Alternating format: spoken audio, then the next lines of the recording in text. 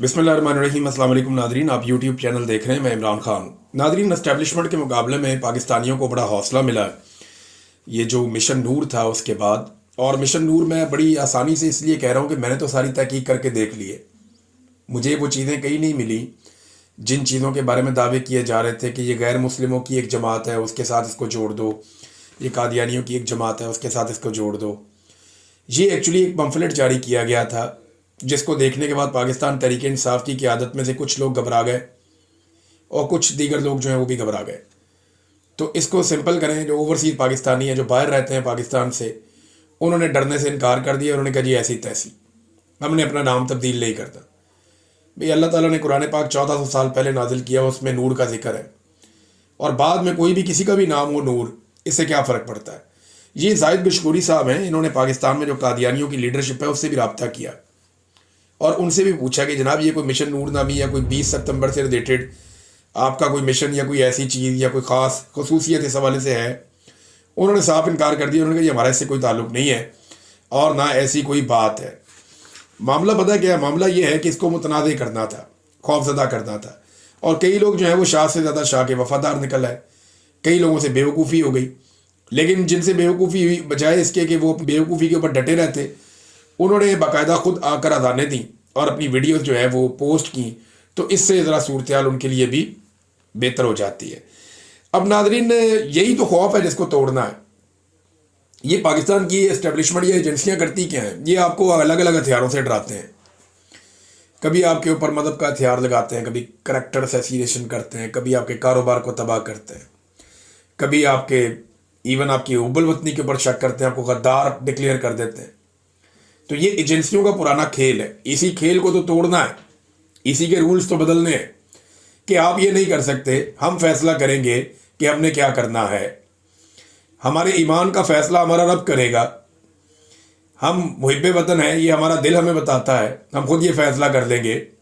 हमारा करैक्टर कैसा होना चाहिए हम डिसाइड करेंगे। आप हमारी पुलिसिंग नहीं कर सकते इन मामलात में। एजेंसियों का ये काम नहीं है ना, उनका काम मुल्क की हिफाजत करना है दुश्मन से।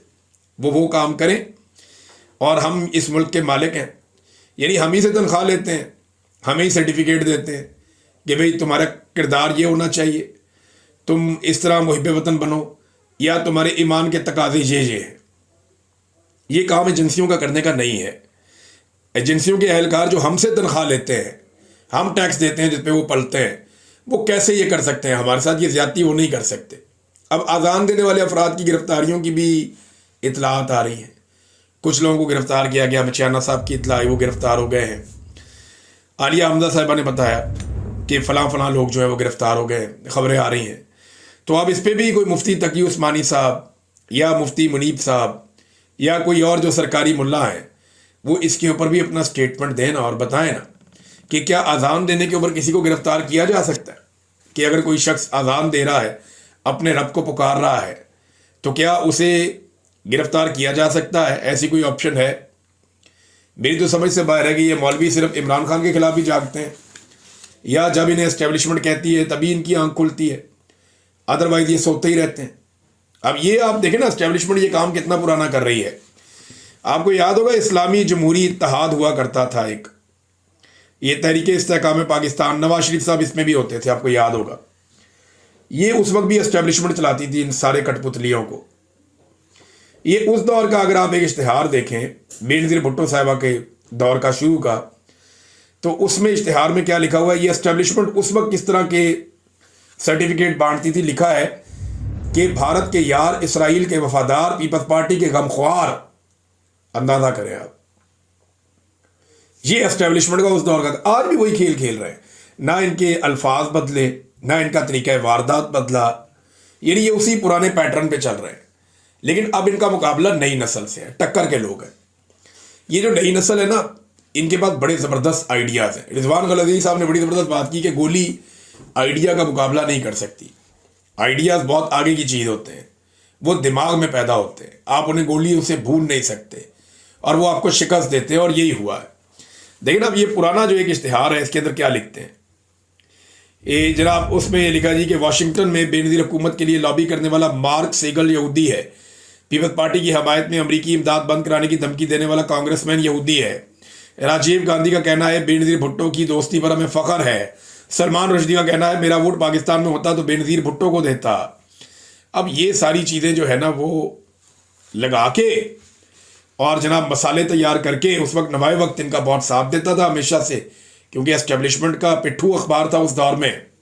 नदामी साहब जो है उनके बड़े ताल्लुकात होते थे जर्नैलों के साथ और ये शरीफों के साथ और ये पूरी जो तहरीक थी इसके साथ, तो जनाब ये मिलजुल के गेमें डाला करते थे। तो ये जनाब वही कार्ड पुराना दोबारा खेला जाता है। मैंने आपको माजी से एक मिसाल निकाल कर आपको मैंने इसीलिए आज दिखाई है। नाज़रीन, राणा सनाउल्लाह साहब ने एक दफ़ा फिर तस्दीक कर दी है उस बात की जो हम बार बार करते हैं लेकिन एस्टेब्लिशमेंट भाग जाती है। याद है सुहेल वड़ाइच साहब ने यही बात की थी, तो सुहेल वड़ाइच साहब से नाराज़गी हो गई थी। वो आज तक आर्मी चीफ को मनाने के लिए मीठे मीठे कॉलम लिखते हैं। वो आज तक एस्टेब्लिशमेंट का गुस्सा दूर करने के लिए मीठे मीठे कॉलम्स लिखते हैं, मीठी मीठी बातें करते हैं, खुशामद और तारीफ़ें करते हैं आर्मी चीफ की कि उनसे ज़्यादा अक्लमंद कोई नहीं, उनसे ज़्यादा खूबसूरत कोई नहीं, उनसे ज़्यादा बावकार कोई नहीं, उनसे ज़्यादा बेहतरीन कोई नहीं, उनसे ज़्यादा आजिज़ी और इनकसारी वाला कोई नहीं, उनसे ज़्यादा बहादुर कोई नहीं। ये सारा कुछ जो है वो पुरज़ाना की बुनियाद पे ये लिखते हैं। बहुत ज़्यादा खुशामद कर रहे हैं और मीठे मीठे कॉलम लिख के कोशिश कर रहे हैं कि किसी तरह आर्मी चीफ का गुस्सा कम हो जाए, क्योंकि सुहेल वड़ाइच साहब ने वो कहानी जो आर्मी चीफ साहब ने कही वो सुना दी थी बाहर आके कि जनाब ये तो कहते हैं कि माफ़ी मांगे इमरान खान। अब राणा सनाउल्लाह साहब ने भी एक दफ़ा फिर तस्दीक कर दी कि पाकिस्तान तहरीक इंसाफ से बार बार कहा गया, ये नहीं कह रहे कि मैं कहता हूँ, ये हम कहते हैं, बार बार कहा गया जब इस तरह का सीगा इस्तेमाल किया जाए ना जहाँ पे जो फाइल है वो गायब हो, तो आप समझ लें फाइल जो है वो पाकिस्तान की एजेंसियां हैं, काम डालने वाला पाकिस्तान का, कहने वाला पाकिस्तान की एजेंसियां हैं। उनका पाकिस्तान तहरीक इंसाफ से बार बार कहा गया कि सिद्के दिल से माफ़ी मांगकर अपने मामला ठीक करें, यानी आपको माफ़ी मांगनी पड़ेगी फिर आपके मामला ठीक हो गए। तो इमरान खान तो माफ़ी नहीं मांगता भाई, अब तक की जो इतला है उसके मुताबिक तो इमरान खान माफ़ी नहीं मांगता, और ये आपकी ख्वाहिश ही रह जाएगी कि इमरान खान को आप डरा हुआ देखें या उससे आप माफ़ी मंगवाएं। अब इमरान खान का करना क्या है ये पाकिस्तान की एस्टेब्लिशमेंट को समझ नहीं आ रही, क्योंकि वो इनके सीने के ऊपर चढ़कर बैठा है और इमरान खान पीछे हटने को तैयार नहीं है। बड़े लोगों ने समझाया, बड़े लोगों ने मिन्नत तरला किया, बड़े लोगों ने इमरान खान साहब के लिए कॉलम लिखे, प्रोग्राम्स किए, जाकर मिलते रहे कि अल्लाह दा वास्ता है इन्नी माफ़ी मांग लो, चलो इन्नी गल कर लो। इमरान खान ने एक कदम पीछे हटने से इनकार किया।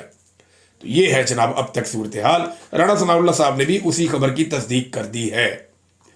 नाज़रीन, बड़ी खबर जो आने जा रही है ना वो आ रही है आज़ाद कश्मीर से। आज़ाद कश्मीर में अवामी एक्शन कमेटी एक बड़ा एक्शन करने जा रही है।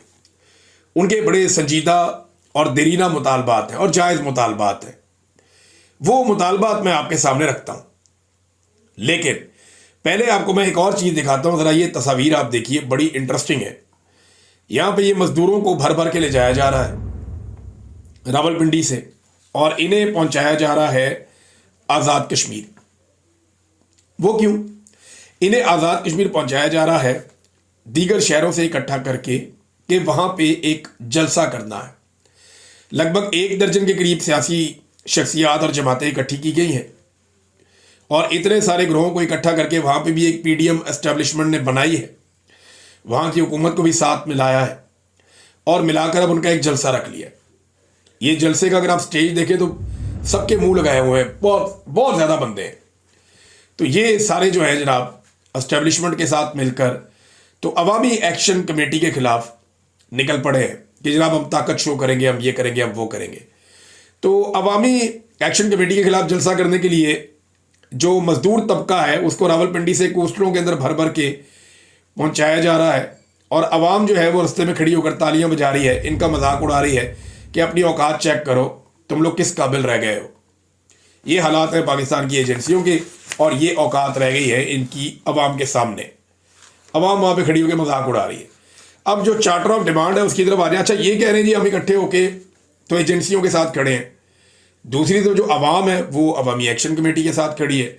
अवामी एक्शन कमेटी के मुतालबात बड़े सख्त हैं।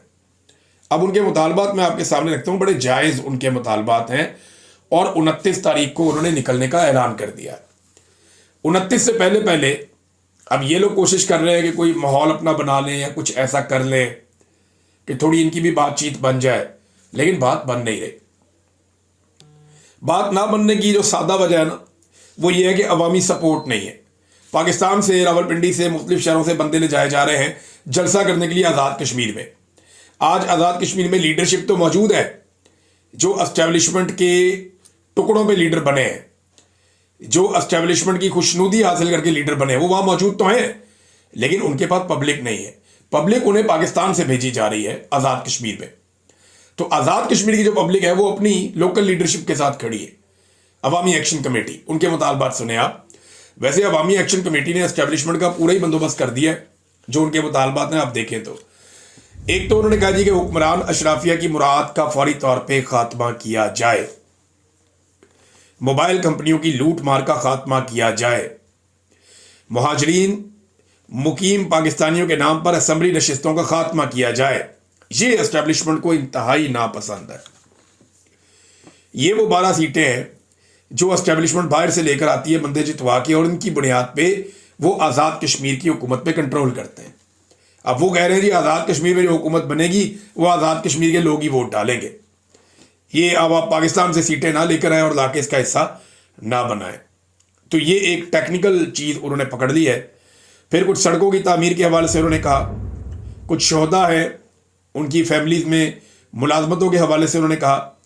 एक वो कहते हैं जी इंटरनेशनल एयरपोर्ट बनाया जाए। अब इंटरनेशनल एयरपोर्ट अगर आज़ाद कश्मीर में बनेगा तो आज़ाद कश्मीर के शहरी पूरी दुनिया में ट्रैवल कर पाएंगे और वापस आज़ाद कश्मीर जा पाएंगे। इसमें पाकिस्तान का कोई लेना देना नहीं होगा। ये एक इंडिपेंडेंस के लिए, अपनी ज़्यादा खुद मुख्तारी के लिए ये उनका एक बड़ा मुतालबा है। फिर लकड़ी की स्मगलिंग, अब ये कारोबार आपको पता है टिम्बर माफिया करता है, इसके अंदर एस्टेब्लिशमेंट भी मुलव्वस है, सियासतदान भी मुलव्वस है, लोग अरबों रुपया बनाते हैं। तो उन्होंने कहा लकड़ी की स्मगलिंग जो है वो रोकी जाए, नौकरियों में महाजरीन मुकीम पाकिस्तान के कोटे का खात्मा किया जाए, आज़ाद कश्मीर में कोटा सिस्टम ख़त्म किया जाए, पीने का साफ पानी दें, आबपाशी ज़राअत के लिए पानी की फराहमी का बंदोबस्त किया जाए, बिजली के मामलात, आटे के मामलात, कुछ सड़कों के मामलात हैं, कुछ दीगर चीज़ें, यानी इनके मुतालबात बहुत ज़्यादा हैं। माजूर अफराद का कोटा है, रोज़गार की फराहमी है और ताजरान का तहफ़्फ़ुज़ है, नॉन कस्टम गाड़ियों और ट्रांसपोर्टर्स को जुर्माने और टैक्सेस का मामला है, और रिश्वत और सिफारशी कल्चर और ये जो करप्शन है इसका खात्मा करने का मामला है। अदलिया में वो इस्लाहात मांग रहे हैं। तो इन्होंने बड़े ज़बरदस्त मुतालबात किए हैं आज़ाद कश्मीर की जो अवामी एक्शन कमेटी है उन्होंने। इसमें अब इन्होंने कहा जी ये मुतालबात तस्लीम किए जाएं, हम सब ने ये मुतालबात मिलकर बनाए हैं, और ये नहीं होता तो फिर अवामी एक्शन कमेटी के एहतजाज में भरपूर शिरकत करें तमाम ख़वातीन व हज़रात। 29 सितंबर फैसला कुन जंग, सब निकलो अपने हक के लिए। मंजानिब जम्मू और कश्मीर जॉइंट अवामी एक्शन कमेटी। अब आप देखें यहाँ पे किसी लीडर का नाम नहीं, यही तो पंगा है। एस्टैब्लिशमेंट चाहती है उनकी लड़ाई जब भी हो किसी लीडर के साथ हो, बंदा काबू पार्टी काबू, बंदा काबू अवाम काबू। तो एस्टैब्लिशमेंट का हमेशा ये तरीक़ाकार रहा है कि वो अवाम से नहीं लड़े, उन्होंने लीडर्स खड़े किए। जब भी कभी अवाम खड़ी होती है तो वो उनको एक लीडर दे देते हैं, बीच में से अपना बंदा इंजेक्ट कर देते हैं, एक बंदा आ गया, उसको लीडर बनाते हैं, फिर बंदा काबू कर लेते हैं, अवाम भी आहिस्ता आहिस्ता काबू आ जाती है। आज़ाद कश्मीर में ये हो नहीं रहा। आप इस पोस्टर पे देखें, ये जो उनके मुतालबात की फहरिस्त है, इसमें आपको किसी का चेहरा नज़र नहीं आएगा, आपको कोई बंदा नज़र नहीं आ रहा। बहुत सारे लीडर हैं यहाँ पे, बेशुमार लोग इसके अंदर शामिल हैं, बहुत सारे नौजवान हैं जो लीडर बन चुके हैं। तो इकबाल के शेर के मुताबिक तो अब मामला ये है कि ये जितने भी नौजवान हैं या जितने भी लोग हैं, इसमें कोई अपनी तस्वीर नहीं लगाता, अपना फोटो नहीं चिपकाता। ये है एजेंसियों के लिए सबसे बड़ा मसला। एस्टेब्लिशमेंट के लिए प्रॉब्लम ये है कि कैसे वो इनको टैकल करें। इनका बड़ा कौन है? ये जिसको पकड़ते हैं नौजवान पीछे से नारा लगाते हैं कि छोड़ो नहीं तो हमारे, छोड़ना पड़ जाता है। तो वहां सूरत बिल्कुल मुख्तलिफ है। अब 29 तारीख को क्या होगा, पाकिस्तान की इंटेलिजेंस एजेंसीज और एस्टेब्लिशमेंट उसे कैसे कंट्रोल करेगी, इसके बारे में उनके पास क्या ऑप्शंस हैं, देखते हैं ये कितनी सियासत और करते हैं और क्या कर पाते हैं। नाज़रीन, एक चीज़ और मैं आपको बताना चाहता हूँ, इस पर ज़रा आप गौर कीजिएगा कि सऊदी अरब और पाकिस्तान का जो एक मुआहदा हुआ, इस पर पाकिस्तान की जानिब से स्टेटमेंट आते हैं बार बार, सऊदी अरब की जानिब से कोई स्टेटमेंट नहीं है हमारे पास। यानी वो ये नहीं बता रहे कि हमने ये इत्तेहाद इसराइल के खिलाफ बनाया, वो ये नहीं बता रहे कि हमने ये इत्तेहाद इंडिया के खिलाफ बनाया, या हमने ये इत्तेहाद अमेरिका के खिलाफ बनाया, या किसी के खिलाफ। देखिए, जब भी आप कोई इत्तेहाद बनाते हैं तो आप या कुछ तफसीलात तो सामने आती है ना कि जनाब ये रीजंस हैं, वजूहात क्या है इसके बारे में कुछ पता नहीं। दूसरी एक बात और है कि क्या सऊदी अरब अमेरिका की मर्जी और मंशा के खिलाफ कोई इत्तेहाद बना सकता है या इस नौइयत के दिफाई मुआहदे कर सकता है पाकिस्तान जैसी एटमी कुव्वत के साथ? तो इसका जवाब है कि सऊदी अरब ये नहीं कर पाएगा। सऊदी अरब बहुत समझदार मुल्क है, वो बड़े ज़बरदस्त तरीके से चलता है। जो रीजनल और इंटरनेशनल पॉलिटिक्स को और डायनामिक्स को समझने की कैपेसिटी मोहम्मद बिन सलमान में है, आप उससे इनकार नहीं कर सकते। तो ऐसा मुमकिन नहीं है कि अमेरिका को नाराज़ करके सऊदी अरब पाकिस्तान के साथ एक मुआहदा करे। तो फिर इसका दूसरा मतलब तो सादा ये है कि इसराइल कोई थ्रेट नहीं है सऊदी अरब के लिए, या उसके साथ कोई जंग होने नहीं जा रही है। ताहिर रशीद भी कह रहे हैं जी कि ग्रेटर इसराइल का ख्वाब ख़त्म हो गया और फलां चीज़ ख़त्म हो गई। ये बहुत लंबी चौड़ी और दूर की बातें कर रहे हैं। जो स्टेटमेंट आ रहे हैं वो पाकिस्तान की तरफ से आ रहे हैं। सऊदी अरब ने अभी तक, पाकिस्तान ने तो इसराइल को भी चैलेंज कर दिया, सऊदी अरब के तमाम दुश्मनों को चैलेंज कर दिया, लेकिन सवाल ये है कि क्या सऊदी अरब ने चैलेंज किया पाकिस्तान के दुश्मनों को? एक चीज़ मैं आपको और बताता हूँ, ज़रा आप गौर कीजिएगा। शहबाज शरीफ कोई 6 दुनिया के मुख्तलिफ रहनुमा हैं जिनके साथ मिलकर डोनाल्ड ट्रंप से मुलाकात करेंगे। अकेले मुलाकात का शरफ भी इनको हासिल नहीं हो रहा। मंगल को 6 इस्लामी ममालिक के रहनुमाओं के हमरा अमरीकी सदर से मुलाकात होगी शहबाज शरीफ की, और फिर 26 तारीख को वो जनरल असम्बली से खिताब करेंगे और कुछ और दीगर रहनुमाओं से उनकी वहाँ मुलाकातें भी हो जाएंगी। अब ये जो मुलाकात होने जा रही है शहबाज शरीफ साहब की, इस मुलाकात के अंदर मुख्तलिफ ममालिक के लोग जो हैं वो शामिल हैं, और ये 5 और मुल्क हैं और एक जो है वो पाकिस्तान है। तो अभी तक 1-on-1 मुलाकात की खबर नहीं आ रही। ये एक्सप्रेस न्यूज़ से मैं आपको खबर पढ़ के सुना रहा हूँ, इनका ये दावा है। अब डोनाल्ड ट्रंप ने क्या कहा? डोनाल्ड ट्रंप ने कहा कि उसे बगराम एयरबेस वापस चाहिए अफगानिस्तान में। तालिबान ने इस पर बड़ा सख्त रिएक्शन दिया है और उन्होंने ये कहा कि अमेरिका की फ़ौज की वापसी को कतई तौर पर हम मुस्तरद करते हैं, और कभी भी गैर मुल्की अफवाज हमने ना इससे पहले कभी कबूल की हैं और ना आइंदा करेंगे। अफगान वज़ीर दिफा ने कहा कि अगर अड्डे वापस हुए तो हम लड़ेंगे। अफगान वज़ीर खारजा ने कहा कोई अफगान सरजमीन गैर मुल्की फ़ौजियों की मेज़बानी नहीं करेगी। अगर आप अड्डे चाहते हैं तो हम आपसे अगले 20 साल लड़ने के लिए तैयार हैं। ये बात जो है ये अफगान तालिबान ने कतर में भी कही थी अमेरिका को कि ठीक है, अभी हम बैठे हैं, बातचीत कर रहे हैं, अगर आपको बात समझ आती है तो ठीक है, नहीं आती तो ठीक है, दोबारा लड़ते हैं। 20 साल पहले लड़े, 20 साल और लड़ लेते हैं, हमारे बच्चे फैसला कर लेंगे। तो फिर अमेरिका ने कुछ वादे किए थे कतर में, और उनमें ये वादे थे कि अफगानिस्तान की खुद मुख्तारी रहेगी और वहाँ पे अब दोबारा को फौजी चढ़ाई नहीं होगी।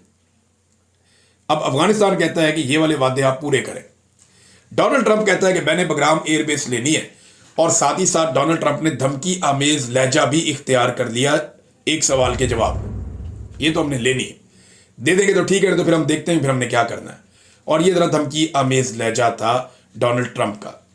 अब ज़रा इन चीज़ों को आप सामने रखें कि डोनाल्ड ट्रंप बगराम एयरबेस पे घुसना चाहते हैं, तालिबान उनको रोकना चाहते हैं, सेम टाइम में इमरान खान साहब ये कहते हैं कि पाकिस्तान अफगानिस्तान के साथ अपने ताल्लुकात ठीक रखे, जबकि पाकिस्तान के आर्मी चीफ पे इमरान खान साहब ये एलिगेशन लगाते हैं कि वो अफगानिस्तान की हुकूमत के खिलाफ जो फोर्सेज हैं उनको खुश करने के लिए अफगानिस्तान से जानबूझ के ताल्लुकात खराब कर रहे हैं।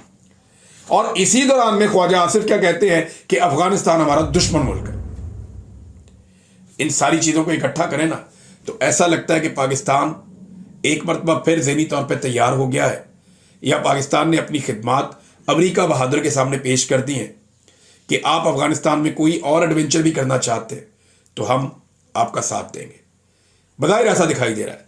देखिए ना, डोनाल्ड ट्रंप का अड्डे मांगना अफगानिस्तान से, अफगानिस्तान का इनकार करना, पाकिस्तान की पॉलिसी अफगानिस्तान के खिलाफ हो जाना, और फिर ख्वाजा आसिफ को अफगानिस्तान का दुश्मन डिक्लेयर करते हुए देखना। इन सारी चीज़ों को देखकर सबको समझ आ जाती है कि एब्सोल्युटली नॉट अब एब्सोल्युटली यस की तरफ बढ़ता जा रहा है। ये अगर खारजा पॉलिसी है तो आप पाकिस्तान के अंदर एक मरतबा फिर लंबे चौड़े अरसे के लिए दहशतगर्दी को दावत दे रहे हैं। फिर यहाँ पे खून की नदियाँ बहेंगी, हमारे पाकिस्तानी शहीद होंगे और इसका खुमियाजा कबायली इलाकों के लोग, बलूचिस्तान के लोग और गरीब पाकिस्तानी चुकाएंगे। नाजरीन, ट्यूमर के हवाले से मरियम नवाज साहबा ने कुछ दावे किए हैं। पीछे इतने सीनियर प्रोफेसर खड़े किए हुए हैं। मेरी बात हुई डॉक्टर से, वो कहते हैं जी इतने सीनियर डॉक्टर्स हैं, वो सिर्फ मरियम नवाज की सियासत के चक्कर में मुंह चुप करके खड़े रहे कि जनाब ये कैंसर का इलाज कर रही है कोई मशीन, और ये मशीन पाकिस्तान में पहले से मौजूद है, भारत के अंदर 10 साल से इस्तेमाल हो रही है, दुनिया भर के मुल्कों में हो रही है। ये छोटे मोटे ट्यूमर को रिमूव कर दे की मशीन है। जब आपकी बॉडी में कोई ट्यूमर बन जाता है कैंसर या किसी और रीज़न से, और ये 1% से भी कम मरीजों के लिए काबिल इस्तेमाल है पाकिस्तान में, क्योंकि यहाँ पे तो स्क्रीनिंग ही नहीं होती। 99% मरीजों का ये इलाज ही नहीं कर सकती, और ये पहले से पाकिस्तान में मौजूद है। पहली दफ़ा आ गई जी, हम आज लेकर आए, सब झूठ है। ये एक छोटे मोटे ट्यूमर को रिमूव करने के लिए एक सर्टेन टेम्परेचर वो उसको बनाती है, उसके बाद उसको वो जला के ख़त्म कर देते हैं। लेकिन कैंसर का ये इलाज नहीं है, और ना ये कीमोथेरापी का और दूसरी जो थेरेपीज़ हैं उनका ये कोई नेमुल बदल है। ये मरीजों को मिसलीड कर रही है मरियम नवाज अपनी सियासत के लिए। कैंसर के मरीजों की जान से खेलना कोई दानिशमंदी नहीं है।